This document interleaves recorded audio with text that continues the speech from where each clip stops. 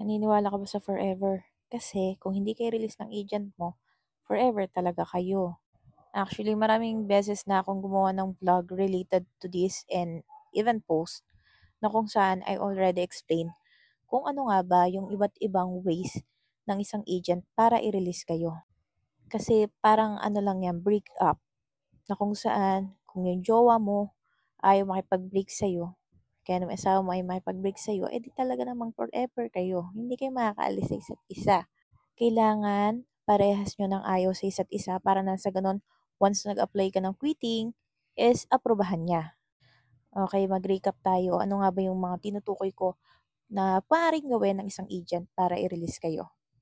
Una, kapag ikaw ay nag-apply ng quitting, maayos ka nagpaalam sa kanya, or kaya naman nag-apply ka ng quitting tapos may ilalagay kang details doon, si agent yung makakabasa nun.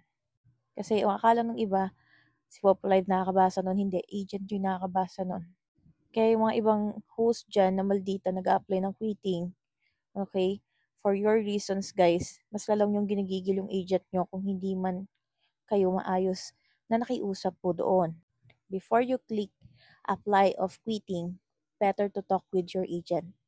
Kasi it's rude na pumasok kayo sa agency niya tapos bigla kayo mag-apply ng quitting nung wala man lang pasabi na maayos. And then, huwag kayong sayo na sayo ng agency nang wala naman kayong kasiguradahan kung ano nga ba yung rules na meron dyan. Once na tumagal na po kayo dyan sa agency na yan, after 24 hours, kung ano man yung rules nila, no release policy man yan, may release policy, basta kung ano yung binigay na rules ng agency, siya yung masusunod. Kahit sabihin niyo na, no release policy, wala namang ganyan dati. Eh siya kayo masusunod. Kung gusto niya baguhin yung rules ng agency niya, siya masusunod doon. Agency niyo yun eh.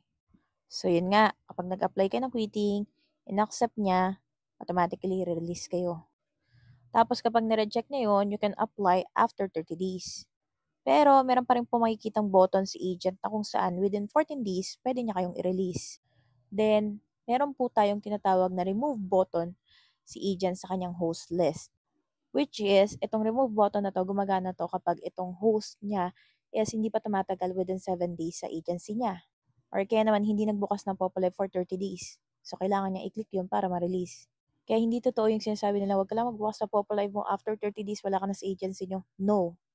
Kung ayaw kayo release ng agency mo, wala kang magagawa doon. At kung may GC naman siya with all admin sa WhatsApp, pwede niyang i-drop yung concern niya na gusto ko nang i-release tong host na to. Ganon. So, yun yung mga kasagutan. So, kailangan nyo talagang kausapin sa agent nyo na masinsinan. So, today is my day off. So, see you again by Tuesday. So, my user ID is 79170.